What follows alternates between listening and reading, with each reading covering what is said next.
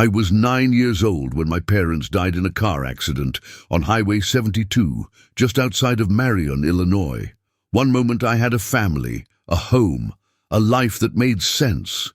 The next moment I was standing in a social worker's office, clutching a stuffed rabbit my mom had given me for my 8th birthday, listening to a woman with kind eyes tell me that I had no living relatives who could take me in. She was wrong, but I wouldn't find that out until 7 years later.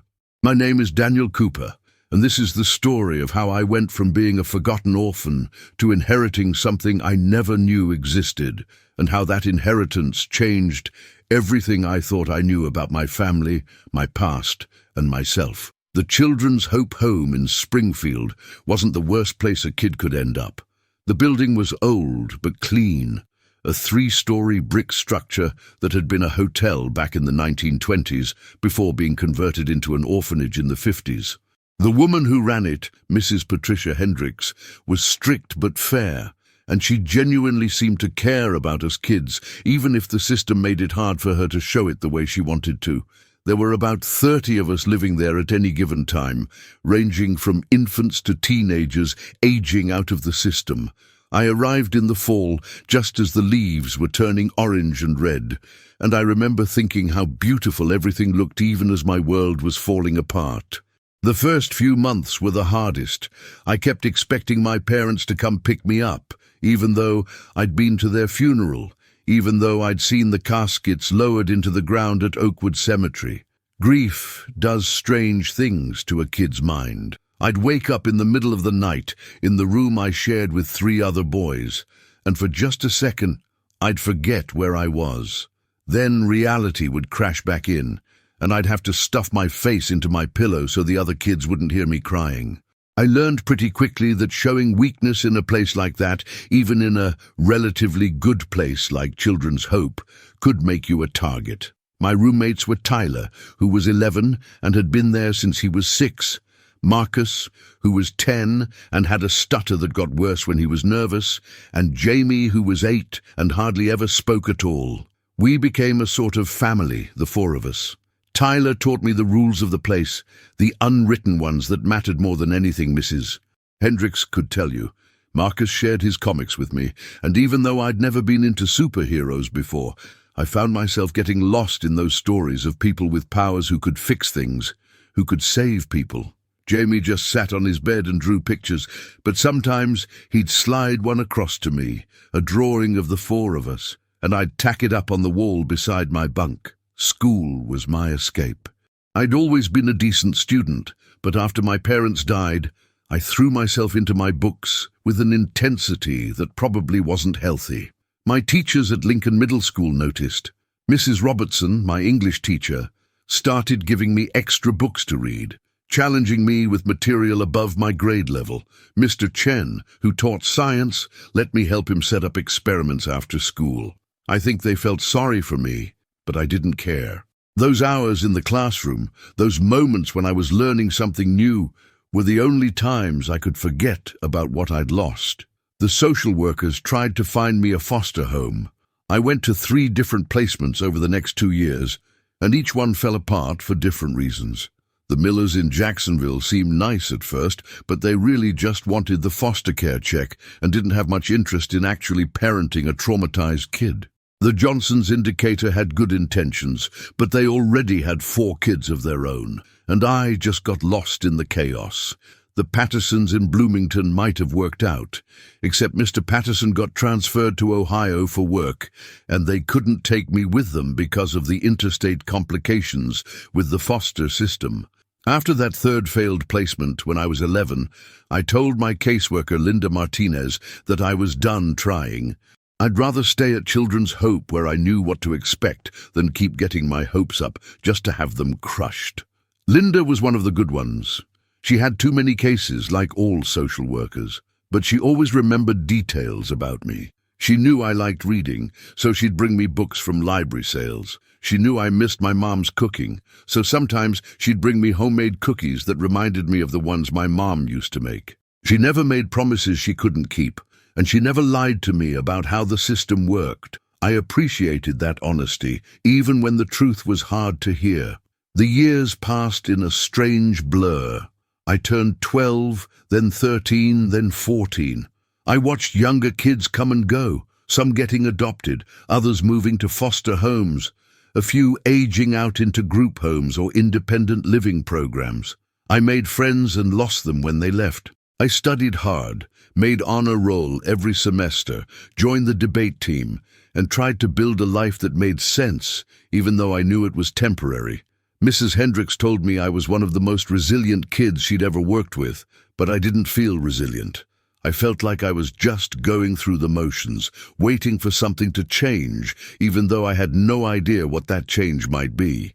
When I turned 16, Linda started talking to me about planning for my future. In 2 years, I'd age out of the system. I needed to think about whether I wanted to pursue college, vocational training, or go straight into the workforce. She helped me apply for scholarships and programs designed for foster kids. I took the SAT and scored well enough to have options. I started thinking maybe I could make something of myself. Maybe I could escape the cycle that trapped so many kids who grew up the way I did. But there was always this hollow feeling inside me, this sense that I was missing something, that there was a piece of my story I didn't know. I never talked about my parents much. The other kids at Children's Hope understood. We all had our traumas, our stories we didn't want to tell, but sometimes late at night I'd think about them. My dad, Robert Cooper, had worked as a mechanic at Jensen's Auto Repair. My mum, Sarah Cooper, had been a nurse at Memorial Medical Center. They were good people, ordinary people, who worked hard and loved me and died too young. I didn't know much about their families. Mom had mentioned that she'd grown up in foster care herself, which was why she'd been so determined to give me a stable home. Dad rarely talked about his past, and when I was young, I hadn't thought to ask the questions I wish I could ask now. Everything changed on a Tuesday afternoon in late September, 3 weeks after my 16th birthday. I was in the common room at Children's Hope, working on a calculus assignment that was due the next day, when Mrs. Hendricks came to find me. She had a strange expression on her face, something between surprise and concern, and she asked me to come to her office. My first thought was that I'd done something wrong, but I ran through the past few days in my head and couldn't think of anything that would warrant a trip to the director's office. When I walked into her office, there were 2 people I'd never seen before. One was a man in his early 60s, wearing an expensive-looking grey suit and carrying a leather briefcase. He had silver hair, sharp blue eyes, and the kind of presence that made you sit up straighter without even thinking about it. The other was a woman, maybe in her mid-50s, with dark hair pulled back in a tight bun and a navy dress that looked equally professional. They both stood when I entered, and the man extended his hand. "Daniel Cooper," he said. "My name is Richard Thornton. I'm an attorney from Thornton and Associates in Harrisburg, Pennsylvania. This is my colleague Margaret Walsh. We've been trying to locate you for quite some time." I shook his hand, confused and more than a little nervous. Mrs. Hendricks gestured for me to sit down, and she took the seat beside me, which was somehow reassuring. Mr. Thornton and Ms. Walsh sat across from us, and Mr. Thornton opened his briefcase, pulling out a thick folder of documents. "Daniel," he began, his voice gentle despite his intimidating appearance, "I'm here regarding the estate of Thomas Robert Cooper, who passed away 4 months ago. Are you familiar with that name?" I felt like the floor had dropped out from under me. Thomas Robert Cooper. My dad's name had been Robert Thomas Cooper. Could it be? I don't know," I stammered. "My dad was Robert Cooper. Was this someone related to him?" Mr. Thornton exchanged a glance with Ms. Walsh before continuing. "Thomas Cooper was your grandfather, Daniel, your father's father. He owned a farm outside of Mechanicsburg, Pennsylvania, about 350 acres that have been in the Cooper family for 4 generations. When your father left home at 18, there was a falling out. Your grandfather was a difficult man, set in his ways, and they never reconciled. We believe your father never told you about him." My mind was reeling. I had a grandfather, and he'd just died? "I don't understand," I said. "Why are you here?" Why now? Ms. Walsh spoke for the first time, her voice warmer than I'd expected. Your grandfather spent the last 2 years of his life in declining health. During that time, he hired a private investigator to find your father. The investigator discovered that your parents had died 7 years ago and that you'd been placed in the foster care system. Your grandfather was devastated. He'd wanted to reach out to your father, to make amends, and learning that he'd waited too long, that was very hard for him. He wanted to bring you to the farm, Mr. Thornton continued, but he was battling cancer, and his health deteriorated faster than anyone expected. He passed away in May. In his will, which was updated 6 weeks before his death, he left the farm to you, Daniel, all of it. The land, the house, the equipment, everything. There are some stipulations which we can discuss, but the core of the matter is this. You've inherited a working farm worth approximately $2.3 million. I couldn't breathe. I literally couldn't catch my breath. Mrs. Hendricks put her hand on my shoulder, and I focused on that touch, using it to ground myself. $2.3 million? A farm? A grandfather I'd never known? It was too much to process. I know this is overwhelming, Mr. Thornton said. Take your time. We're not here to rush you into any decisions. But there are some practicalities we need to discuss. The farm has been maintained by a property manager since your grandfather's death, but decisions need to be made about its future, and there's the matter of where you'll live. Your grandfather's will includes a provision that you may take possession of the property immediately, with certain safeguards in place given your age. What kind of safeguards? Mrs. Hendricks asked, her voice steady and professional, even though I could see she was shocked too. Ms. Walsh pulled out another document. Mr. Cooper was aware that Daniel is a minor. The will establishes a trust with Mr. Thornton as the trustee until Daniel turns 18. The farm and all assets are held in that trust, but Daniel can live on the property, and decisions about the farm's operation will be made jointly by Daniel and the trustee. There's also a provision for a monthly allowance for living expenses, and the trust will cover the cost of completing Daniel's education, including college, if he chooses to pursue it. Why would he do this? I finally managed to ask, my voice barely above a whisper. He didn't even know me. My dad left home before I was born. Why would he leave me everything? Mr. Thornton's expression softened. Your grandfather left you a letter, Daniel. I think it explains things better than I can. With your permission, I'd like to read it to you.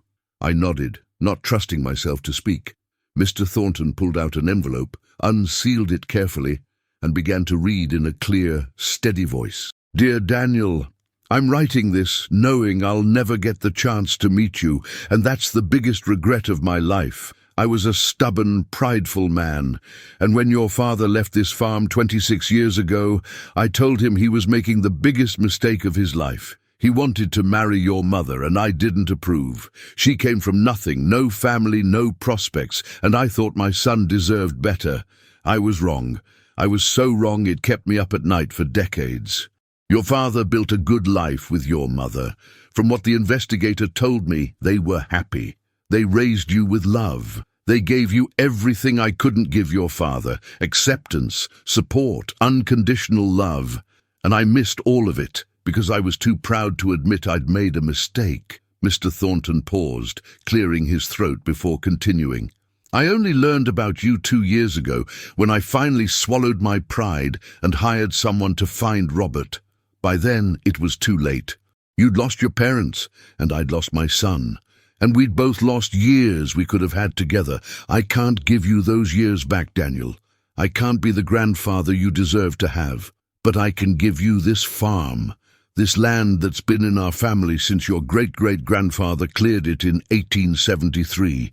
It's not enough, not nearly enough, but it's all I have left to give. I hope you'll accept it, not as payment for what you lost, but as a connection to a family you never knew you had. The Coopers are farmers, Daniel. It's in our blood. Maybe it's in yours too. If you decide to keep the farm, to work the land, you'll be continuing something that matters, something bigger than any one person.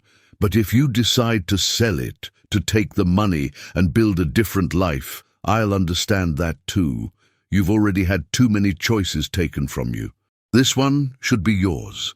I'm sorry I wasn't there for your father. I'm sorry I won't be there for you. But know that in the last months of my life, thinking about you, hoping you'd find your way to this place, gave me more peace than I deserved. You're a Cooper, Daniel. That means something. I hope someday you'll be proud of that name. With love and regret, your grandfather, Thomas Cooper. The room was silent when Mr. Thornton finished reading. I felt tears running down my face, and I didn't bother to wipe them away. Mrs. Hendricks handed me a tissue, and I took it gratefully, trying to pull myself together.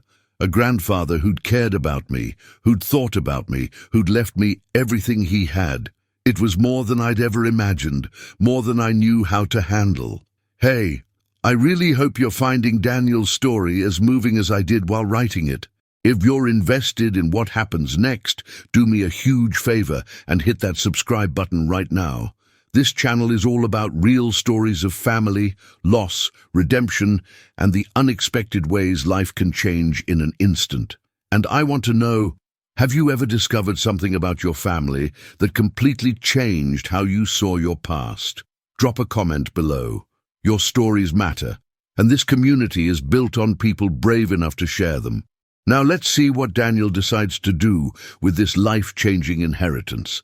The next week was a whirlwind of paperwork, phone calls, and decisions that felt too big for a 16-year-old to make. Mr. Thornton was patient, walking me through every document, explaining every option in terms I could understand.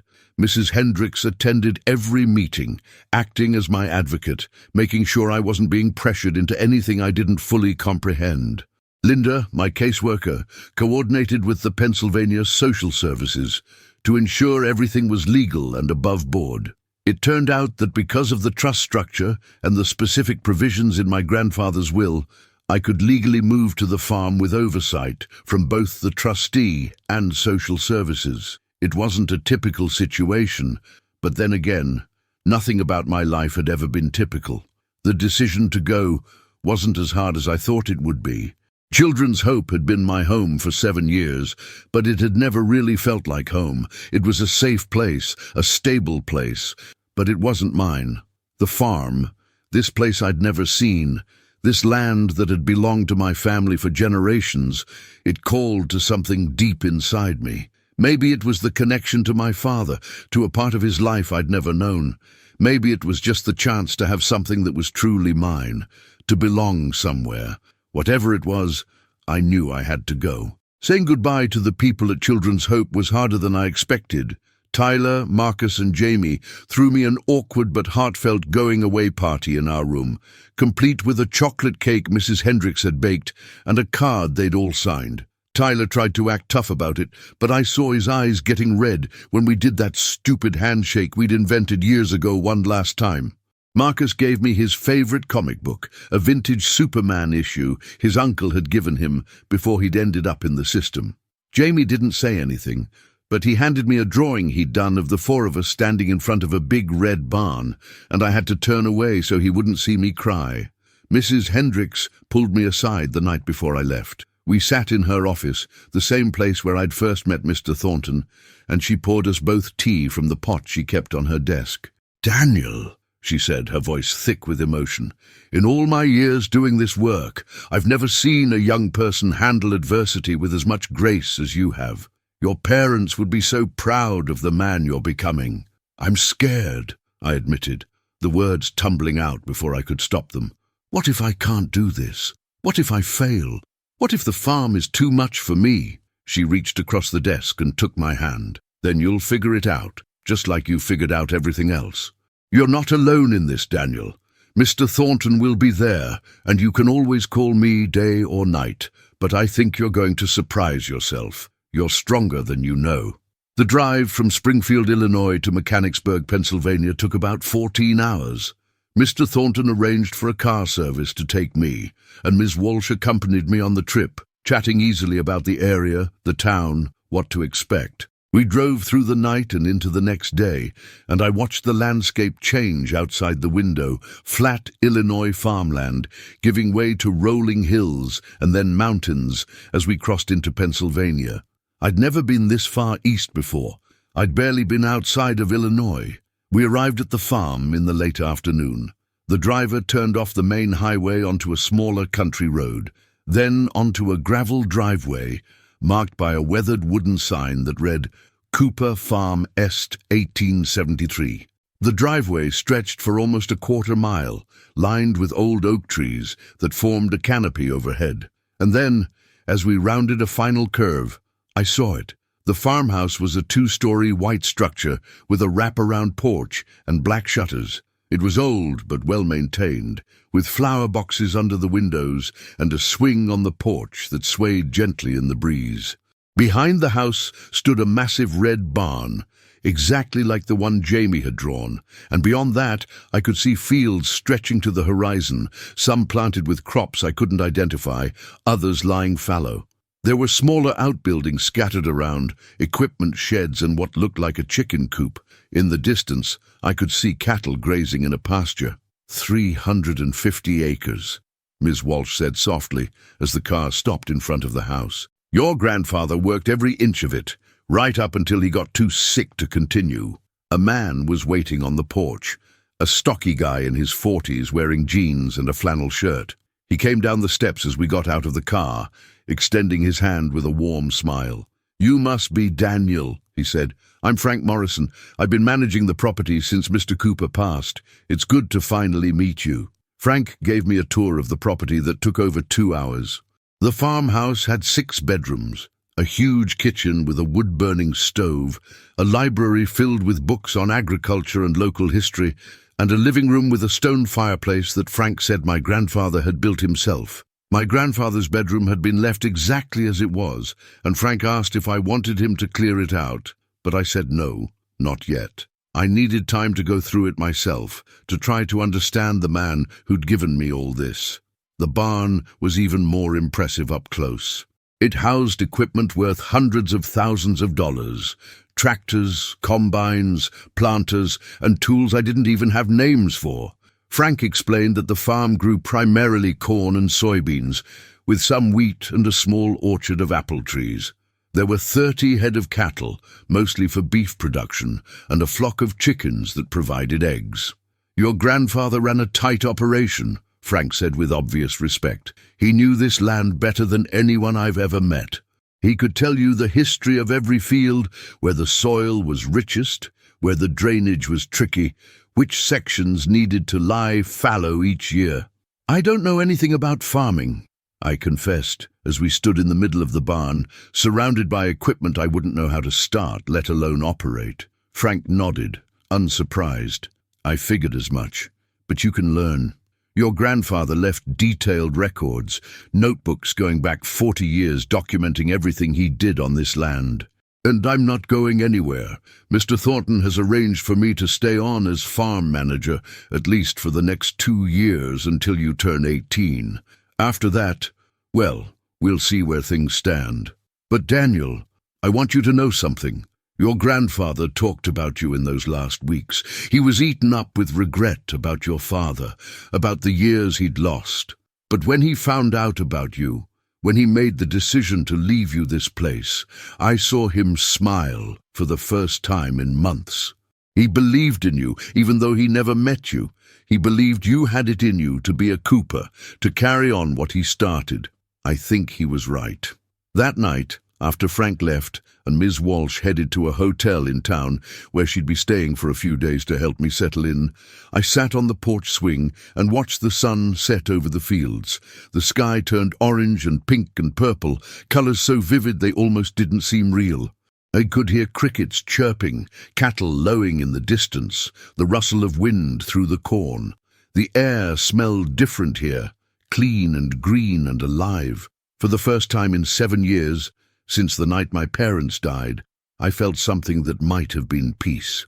I went inside and climbed the stairs to my grandfather's bedroom. It was a simple room, a bed with a patchwork quilt, a dresser with a mirror, a nightstand with a lamp and a stack of farming journals. On the dresser sat a collection of framed photographs. I picked them up one by one, studying them in the lamplight. There was a black and white photo of a young couple, stern-faced in the style of old portraits, who must have been my great-grandparents. A color photo from the 70s showing a teenage boy on a tractor, grinning at the camera that had to be my father. And then, tucked in the back, a photo I'd never seen before, my parents' wedding photo. My dad in a simple suit, my mom in a white dress, both of them young and happy and so alive, it made my chest ache. How had my grandfather gotten this? Had the private investigator found it? Had he held it and cried for the son he'd lost? The grandson he'd never know? I found a notebook on the nightstand, the last one my grandfather had written in. I opened it carefully, seeing his handwriting for the first time, strong and clear despite his illness. The entries were dated, chronicling the last months of his life. Most were about the farm, notes about which fields needed attention, reminders about equipment maintenance, observations about weather patterns. But scattered throughout were entries about me. March 14th. Investigator confirmed Daniel is at Children's Hope in Springfield, 16 years old. Honor student, on the debate team. He looks like Robert at that age. I see it in the photo. Same eyes, same stubborn chin. I've lost so much time. April 3rd, updated the will today. Everything goes to Daniel. Thornton thinks I'm crazy, leaving a farm to a kid who's never set foot on one, but he doesn't understand. This is all I have to give. It's not enough, but it's something. It's a connection, a legacy. Maybe he'll hate it, maybe he'll sell it the day he turns 18. That's his right, but at least he'll know he came from something, that he belongs to something. May 2nd, getting weaker. Doc says it won't be long now. I dream about Daniel sometimes. I dream about teaching him to drive the tractor, showing him how to read the soil, passing on everything my father taught me. Foolish dreams. But they're the only comfort I have left. I closed the notebook, tears streaming down my face. My grandfather had died alone, full of regret, but in those last months, thinking about me had given him something to hold on to. I wish so desperately that I could have met him, that I could have had even one conversation, one chance to tell him that I understood, that I forgave him for the mistakes he'd made with my father. But that chance was gone, taken by time and pride, and the cruel randomness of life. The next few months were the most challenging and rewarding of my life. I enrolled at Cumberland Valley High School, a 15-minute drive from the farm, and started my junior year 2 weeks late. The school was bigger than Lincoln Middle, and I felt like an outsider all over again, the new kid with the weird backstory. But I'd learned how to navigate being different, how to keep my head down and focus on what mattered. I joined the agriculture club, figuring I needed to learn everything I could about farming, and surprisingly found myself enjoying it. The teacher who ran it, Mr. Patterson, was a third-generation farmer himself, and he took me under his wing, teaching me things that went beyond textbooks and into the practical realities of working the land. Frank became more than just the farm manager. He became my teacher, my mentor, and in some ways, the closest thing to family I had. Every day after school, I'd change into work clothes and head out to wherever Frank was working. He taught me how to drive the tractor, starting with the smaller one and working up to the massive John Deere that my grandfather had purchased just 2 years before his death. He showed me how to check the soil, how to recognize when crops were stressed, how to maintain the equipment so it wouldn't break down in the middle of harvest season. He explained the business side too, commodity prices, futures contracts, crop insurance, the delicate balance between investing in the farm and maintaining enough cash flow to survive bad years. Your grandfather weathered some tough times, Frank told me one afternoon as we were inspecting the soybean fields. 1988 was brutal. Drought wiped out half the corn crop. 2008, the financial crisis tanked prices just when he'd invested heavily in new equipment. But he always found a way through because he understood something important. This land will take care of you if you take care of it. That's not some romantic farming nonsense. That's practical reality. You treat the soil right, you rotate crops properly, you don't push for maximum yield every single year, and the land will sustain you through the bad times." I soaked it all in like a sponge. For the first time since my parents died, I had a purpose beyond just surviving. This farm wasn't just an inheritance, it was a responsibility, a legacy, something bigger than myself. My great-great-grandfather had cleared this land with his own hands. My great-grandfather had survived the Depression by working it. My grandfather had poured his life into every acre, and now it was mine to care for, to protect, to hopefully pass on someday to someone who would value it the way I was learning to. Winter came, and with it a slowdown in the farm work. Frank used this time to teach me the planning side of farming. We sat in my grandfather's office, which I'd gradually made my own, and went through years of records. My grandfather had been meticulous, documenting everything, yields by field and by year, input costs, equipment maintenance schedules, weather patterns, market prices. I learned to see the farm not just as land and crops, but as a complex system where every decision affected everything else. Mr. Thornton visited once a month to review the farm's finances and make sure I was adjusting well. He was impressed by how seriously I was taking everything, how much I'd learned in such a short time. "Your grandfather would be proud," he told me during a January visit as snow fell softly outside the farmhouse windows. I had my doubts, I'll admit. Leaving a working farm to a teenage boy with no agricultural experience seemed like a recipe for disaster. "But you've proven me wrong, Daniel. You've got the Cooper determination, that's for sure." "I'm trying," I said, "but there's so much I still don't know. Sometimes I lie awake at night worried that I'm going to make some huge mistake that ruins everything." "That's called being a farmer," Mr. Thornton said with a slight smile. "Your grandfather felt that way every single year. The weather, the markets, the equipment, the million things that can go wrong, it's enough to keep anyone up at night. But he always said that farming teaches you humility and resilience in equal measure. You learn that you're not in control of everything, and you learn to keep going anyway." I made some friends at school, cautiously at first, then more openly as I became more comfortable in my new life. There was Emma, who sat next to me in calculus and helped me catch up on what I'd missed those first 2 weeks. She was a farmer's daughter herself, and we bonded over shared experiences of early mornings and the particular smell of manure that never quite washed out of work boots. There was Jake, who I met in the agriculture club, whose family had lost their farm to foreclosure when he was 12, and who was working 3 jobs to save up for college, because he was determined to become an agricultural economist and help family farms survive. And there was Claire, quiet and artistic, who reminded me of Jamie back at Children's Hope, and who sketched the farm during a visit one weekend and gave me the drawing as a gift. Spring arrived, and with it came planting season.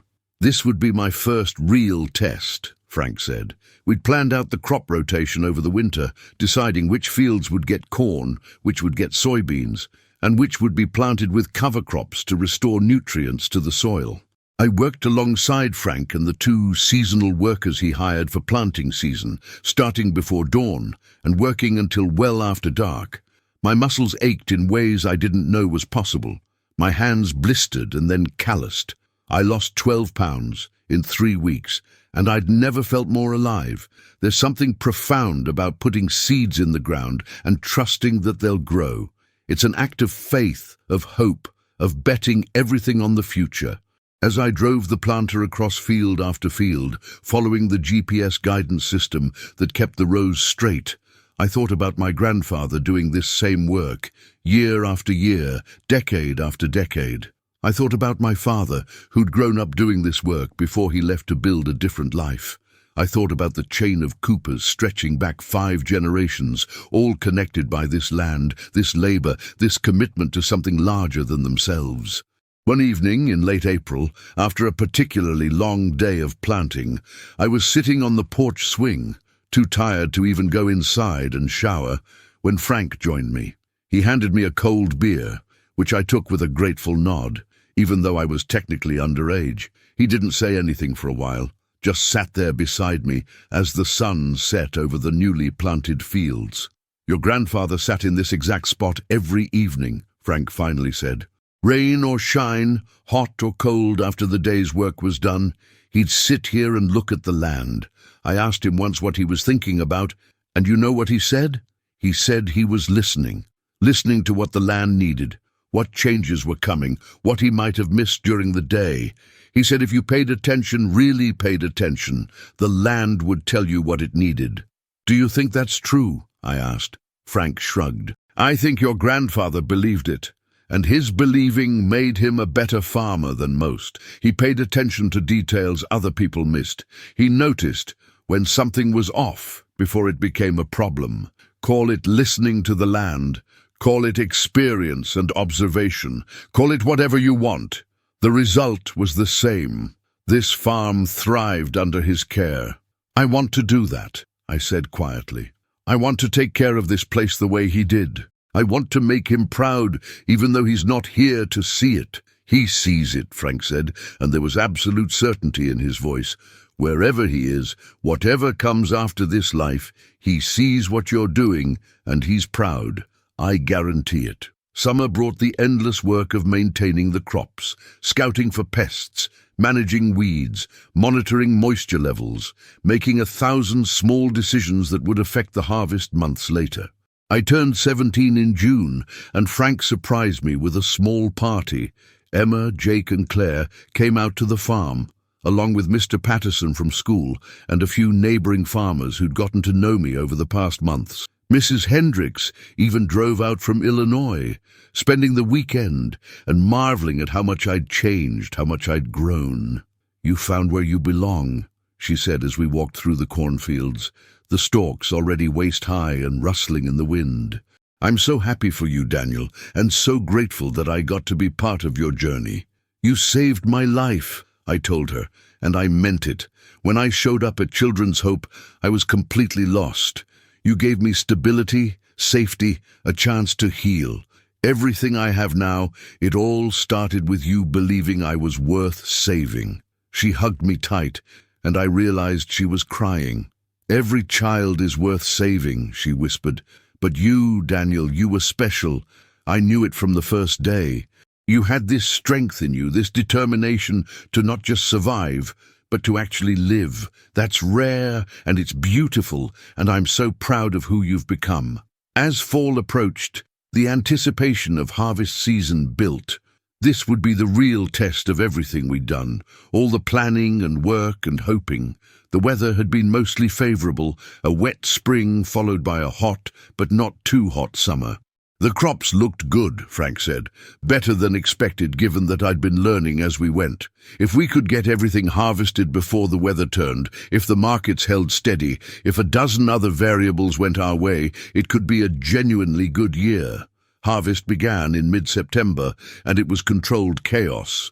The combines ran 16 hours a day, cutting through the soybean fields first, then the corn. Trucks hauled the grain to the elevator in town, or to the storage bins on the farm. I worked the grain cart, transferring harvested crops from the combine to the trucks, a job that required constant attention and coordination. Frank was everywhere at once, troubleshooting equipment problems, making logistical decisions, keeping everything running smoothly. 3 weeks into harvest, we were about 70% done when a combine broke down in the middle of the biggest cornfield. It was a Friday evening, and Frank and I spent 4 hours in the dark, working by flashlight and headlamp, trying to fix a mechanical problem that neither of us had dealt with before. We finally got it running around 11 p.m., exhausted and covered in grease, but determined to keep going. "This is farming," Frank said as we cleaned up, laughing despite our exhaustion. 16-hour days, broken equipment, racing against the weather. And you know what? I wouldn't trade it for anything. Neither would your grandfather, and I'm betting neither would you. He was right. Despite the exhaustion, despite the stress, despite the constant worry, I loved it. I loved the physical work, the tangible results, the connection to the land and the seasons. I loved being part of something that mattered, something real and substantial. This was what my grandfather had wanted me to discover, what he'd hoped I'd find in this place. Not just an inheritance, but a calling. We finished harvest in early October, just ahead of the first hard frost. The yields were excellent, better than the farm had produced in 5 years. Frank ran the numbers and projected that after expenses, the farm would net close to $270,000 for the year. It was a staggering amount of money to me, someone who'd grown up with nothing, but Frank cautioned me against getting too excited. Good years pay for bad years, he reminded me. We put most of this back into the farm, build up reserves, make necessary improvements. That's how your grandfather kept this place going through thick and thin. I spent that winter diving deeper into my grandfather's papers, trying to understand not just the practical side of farming, but the personal side of the man who'd left me all this. I found letters he'd written to my father over the years but never sent, apologies and explanations that had come too late. I found journals where he wrestled with his mistakes, his pride, his inability to bend even when he knew he was wrong.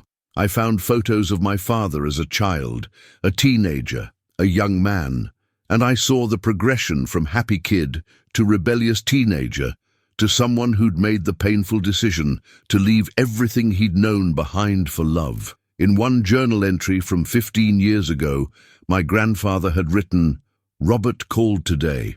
He didn't say much, just that he and Sarah had a son, that they named him Daniel. He invited me to meet my grandson. I told him I was too busy with harvest. The truth is I'm too proud to admit I was wrong about Sarah, about his choices, about everything. I heard the hurt in his voice when I said no. I heard him hoping I'd say yes, that we could start to mend things, and I let him down again. I always let him down. That's my gift, apparently. Driving away everyone who tries to love me, reading that, understanding how close I'd come to knowing my grandfather, how a single different decision could have changed everything. It broke my heart and healed it at the same time. I forgave him completely in that moment because I understood him. He'd been flawed and stubborn and prideful, but he'd also been human, trying his best with the emotional tools he had. And in the end, he'd found a way to reach across the years and give me something priceless, a home, a purpose, a connection to my father that I'd thought was lost forever. Spring of my senior year brought college acceptance letters. I'd applied to several schools with strong agricultural programs, not sure what I wanted to do long term, but knowing I needed formal education to supplement what I was learning from Frank and experience. Penn State offered me a full scholarship, including a special program for students from farming backgrounds. Mr. Thornton helped me work out the logistics. Frank could continue managing the farm while I was at school, and I'd come back for summers and major holidays to stay involved. It wasn't perfect, but it would work. Emma got into Penn State too, planning to study agricultural engineering. Jake was heading to Cornell on a combination of scholarships and loans, determined to fulfill his dream of becoming an agricultural economist. Claire had been accepted to an art school in Philadelphia, where she planned to focus on rural landscapes and documentary photography. The four of us made a pact to stay in touch, to support each other, to remember where we came from even as we moved forward. Graduation came in May, and it felt surreal to walk across that stage and receive my diploma. Mrs. Hendricks was there, sitting with Frank and Mr. Thornton and Ms. Walsh, who'd become friends over the past 2 years. Linda, my old caseworker, had driven out from Illinois. Even Tyler had made it, having aged out of Children's Hope and gotten a job at a warehouse in Champaign. We went back to the farm afterward for a celebration, and I stood on the porch looking at all these people who'd become my family, and I felt overwhelmingly grateful. "Your parents would be so proud," Mrs. Hendricks told me, echoing what she'd said 2 years earlier. "And your grandfather, Daniel, he made mistakes, but in the end, he gave you the greatest gift he could.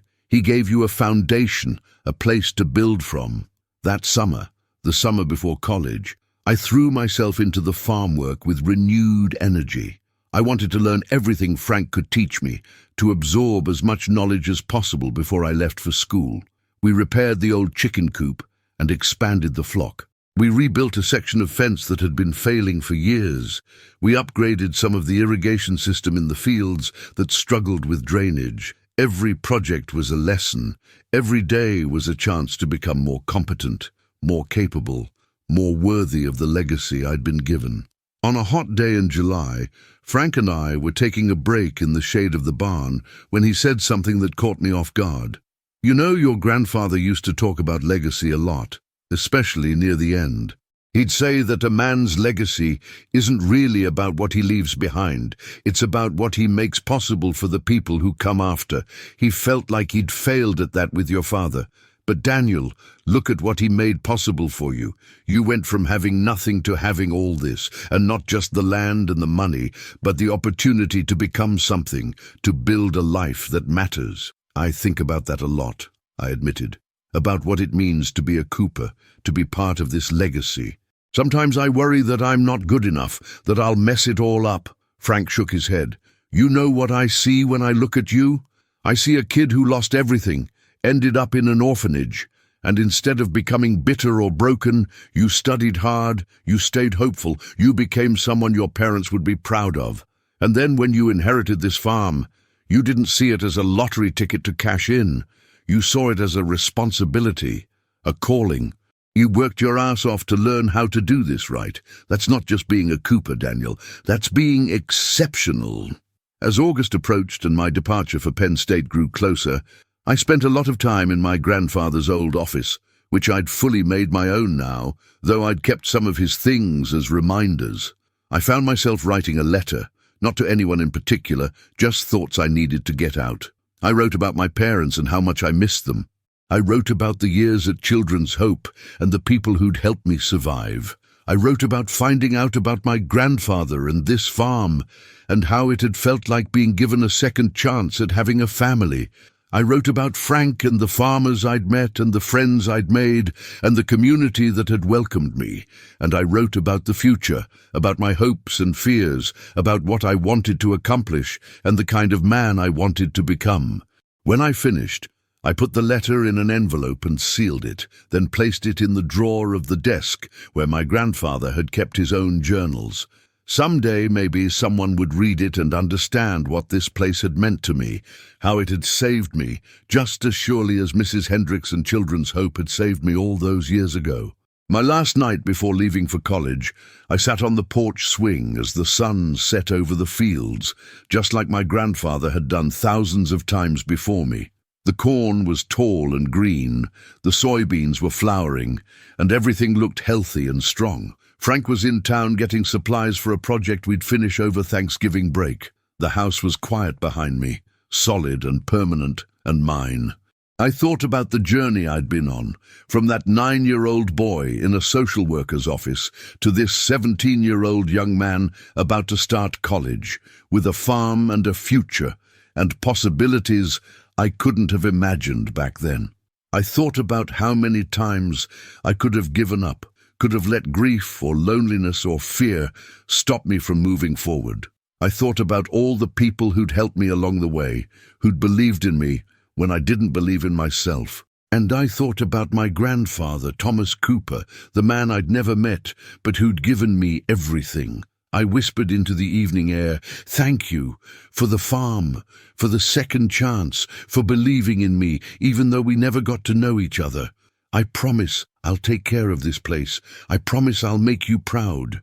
I promise the Cooper legacy will continue, and it will mean something good." The wind rustled through the corn, and in that moment I could almost hear his voice, rough and kind and full of relief. "I know you will, son. I always knew you would." As darkness fell and the stars came out, I stayed on that porch swing, feeling connected to my past and my future simultaneously, grateful beyond words for the strange and beautiful journey that had led me here. I'd been given nothing at my grandfather's will reading, only to discover that he'd actually left me everything that mattered: a home, a purpose, a connection to something bigger than myself, and the chance to become the man I was meant to be.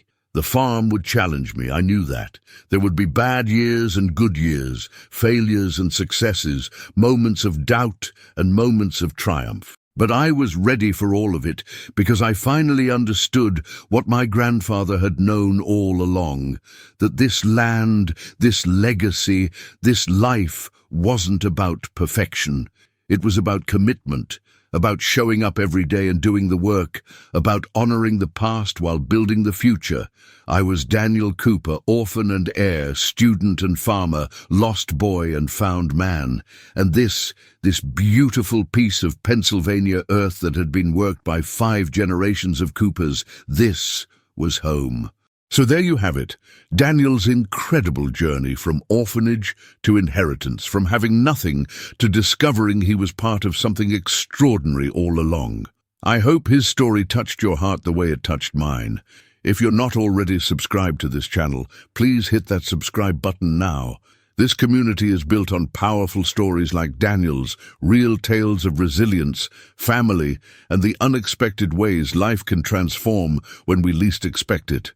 I want to hear from you. Have you ever received an unexpected inheritance, whether money, property, or just wisdom from someone you never got to know well? Have you discovered parts of your family history that changed how you see yourself? Drop your story in the comments below. Your experiences matter, and sharing them helps build this amazing community we're creating together. And tell me, what's the biggest lesson you took away from Daniel's story? Was it about forgiveness, about finding where you belong, about the importance of legacy, or something else entirely? Let me know in the comments. Thank you for being here, for listening, for being part of this journey. Until next time, remember that sometimes the greatest gifts come from the most unexpected places, and that it's never too late for a new beginning. Take care, and I'll see you in the next story.